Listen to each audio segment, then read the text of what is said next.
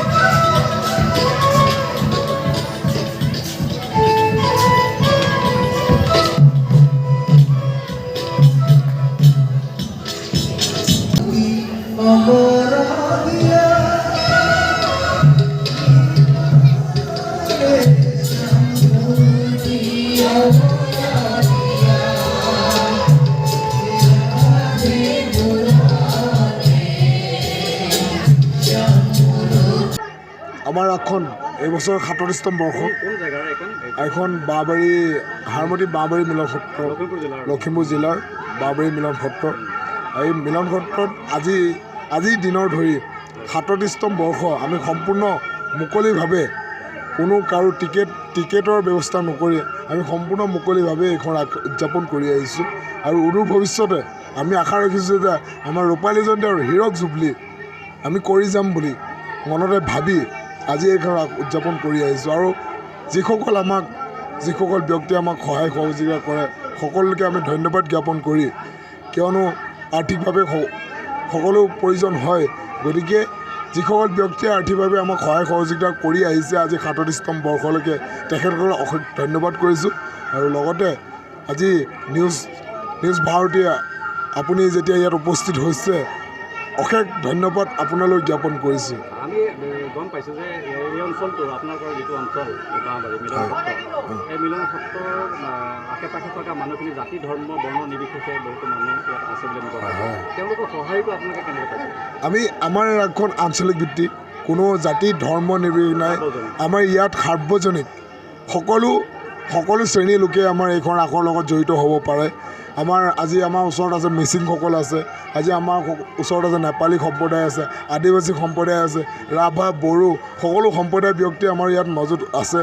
আৰু এইখন ৰাসত আপুনি দেখা পাব সকলো মিলি পেলাই আমি ৰাসখন কৰি আহিছোঁ আজিলৈকে।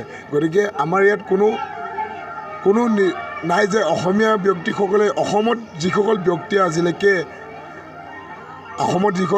আজিলৈকে ইয়াত জন্ম লৈ আছে তেখেতসকলক আমি ইয়াত অনুপ্ৰাণিত কৰি আৰু অদূৰ ভৱিষ্যতে তেখেতসকলৰ পৰা ভৱিষ্যতৰ যিকোনো কাম কাজত তেখেতসকলৰ সহায় সহযোগিতা পাম বুলি আশা কৰি আজি 37তম বৰ্ষৰ ৰাসলীলা আমি উদযাপন কৰিছোঁ। আৰু এটা কথা আমি জানিব বিচাৰিছোঁ যে বৰ্তমান চৰকাৰে ক'ভিড প্ৰট'কলৰ বাবে SOPৰ এটা নিয়ম বান্ধি দিছে যে 11 বজালৈকে হেৰি কৰিব লাগে, সমাপ্ত কৰিব লাগিব অনুষ্ঠান। তেনে ক্ষেত্ৰত আপোনালোকৰ এই বাঁহবাৰী মিলন সত্ৰই ৰাস উদযাপন সমিতিয়ে কেনেধৰণে চৰকাৰৰ পৰা SOPটো পাইছে বা কেনেধৰণে আপোনালোকে ৰাইজৰ মাজত সজাগতাৰ সৃষ্টিৰ ব্যৱস্থা গ্ৰহণ কৰিব? আমি ধন্যবাদ জ্ঞাপন কৰিব লাগিব অসম চৰকাৰক, অসমৰ মাননীয় মুখ্যমন্ত্ৰী হিমন্ত বিশ্ব শৰ্মা দেৱক, কিয়নো আমি ক'ভিড প্ৰট'কলৰ মাজতো আজি যে আমাৰ এইখন ৰাস উদযাপন কৰি আহিছোঁ, যিহেতু তেখেতসকলে আমাক সহায় সহযোগিতা আগবঢ়াইছে, আমি ধন্যবাদ লগতে জ্ঞাপন কৰিম আমাৰ লখিমপুৰ জিলা উপায়ুক্ত মহোদয়, লখিমপুৰ জিলা SP মহোদয়।